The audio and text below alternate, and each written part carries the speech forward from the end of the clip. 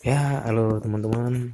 Saya pun ingin berbagi nih tentang masalah R25 yang tidak bisa di starter. Ya, ini masalahnya.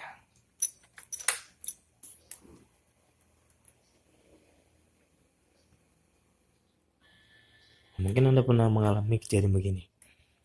Pada saat di starter ya tiba-tiba mati. Waduh, untung aja bisa didorong. Rupanya dicari-cari tahu, rupanya ini ya kita tes dulu ya. Langsung aja dulu kita tes starter. Nah, tidak bisa. Ini jangan bingung nih. Ini kan terjadi akibat baterainya drop. Baterainya drop. Ini udah habis nih baterainya nih. Walaupun jarang dipakai tapi bisa habis juga. Hmm, oke. Ini diakibatkan baterai drop ya.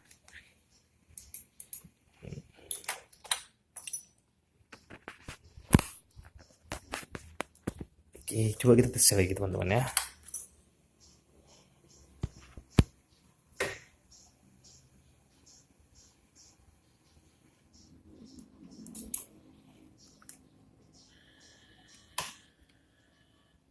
Mungkin di klakson mungkin juga bisa nih.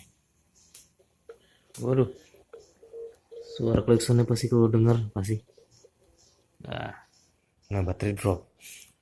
Ya jangan terkejut kalau saat kejadian di jalan tiba-tiba mati nggak bisa di starter.